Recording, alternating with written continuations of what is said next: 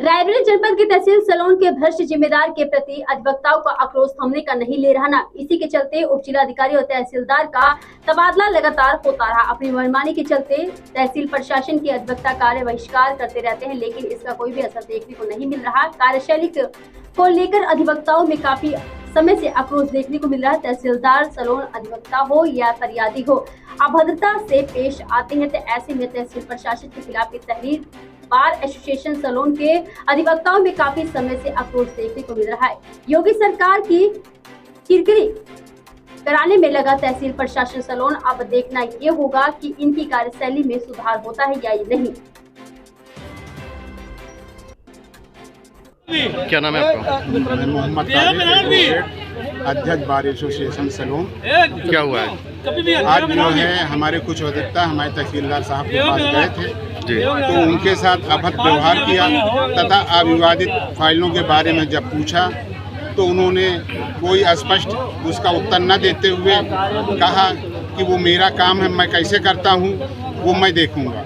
आज 10 दिन हो गए, हमारे तहसीलदार महोदय द्वारा एक भी फाइल में कोई आदेश नहीं किया गया तथा आज सालों से एक लड़ाई हम ये लड़ रहे हैं कि वाद को यहाँ पंजीकृत नहीं किया जा रहा। न धारा 38 की वाद को पंजीकृत किया जाता है, न यहाँ 24 के वाद को पंजीकृत किया जाता है। सिर्फ इसलिए नहीं पंजीकृत किया जाता कि क्योंकि इसमें भ्रष्टाचार को बढ़ावा मिलेगा, हमारी जेब ज़्यादा गर्म होगी। 24 की फाइलें बिना दर्ज किए हुए हदबरारी की जाती है, जबकि ये बिल्कुल शून्य है। अगर कोई केस दर्ज नहीं है तो उसमें कोई कार्रवाई की नहीं जा सकती। परंतु कई बार उप जिलाधिकारी महोदय से माननीय हाई कोर्ट का एक आदेश दिया गया जिसमें ये कहा गया कि अगर कोई केस आता है तो सबसे पहले दर्ज किया जाएगा मिसिलबंद पे। परंतु उसके बावजूद भी माननीय हाई कोर्ट के आदेश का उल्लंघन किया जाता है और उसका पालन न करके मनमानी किया जाता है, क्योंकि भ्रष्टाचार को इससे बढ़ावा मिले।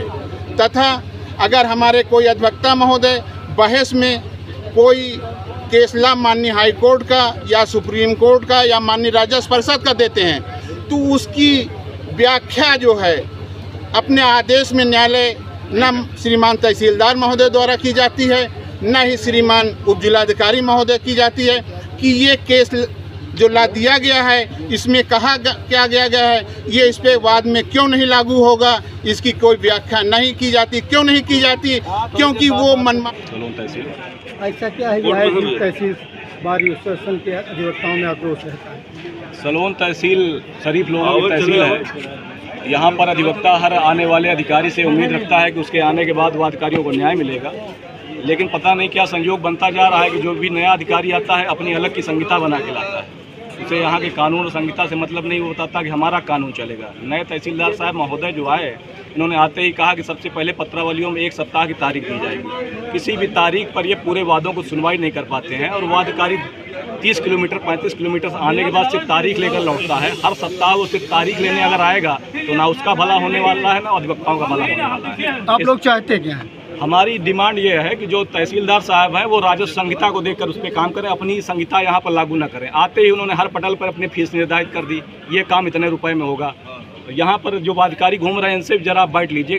कोई 6 महीने से आ रहा है, उसकी खेत की नाप नहीं हो रही, कानून गो उससे 10,000 रुपये मांग रहा है। हम सरकारी फीस अलग जमा करते हैं, उसके बाद 10,000 उसकी फीस देने के बाद भी इंतजार करते हैं अपनी तारीख आने की। उसके बाद तारीख पे तारीख मिलती रहती, उसकी नाप नहीं होती। अगर उसके लिए हम अधिवक्ता को वो साथ में अधिवक्ता लेके जाता है, तहसीलदार कहते हैं ऐसे मामलों में अधिवक्ता की जरूरत नहीं है।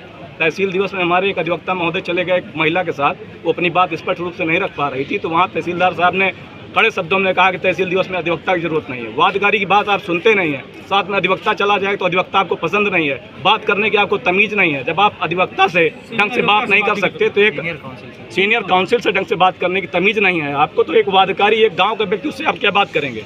आप लोगों की मांगे पूरी नहीं होंगी तो क्या करेंगे आप? देखिए, हमारा अधिवक्ता समुदाय अपने वादकारियों के हित के लिए कोई भी लड़ाई लड़ने के लिए तैयार है। अगर हम उनको न्याय नहीं दिला पाते तो हमें आ रहा है यहाँ बैठना ही बेकार है। और ऐसे अधिकारियों को अगर वो नहीं सुधरते तो उनको सुधारने का काम जिस स्तर से हो सकेगा उस स्तर से किया जाएगा। अगर हम उनको यहाँ सुधार सकते। एडवोकेट तहसील सलोन। क्या कारण है जो आज आप लोग एकत्र हुए?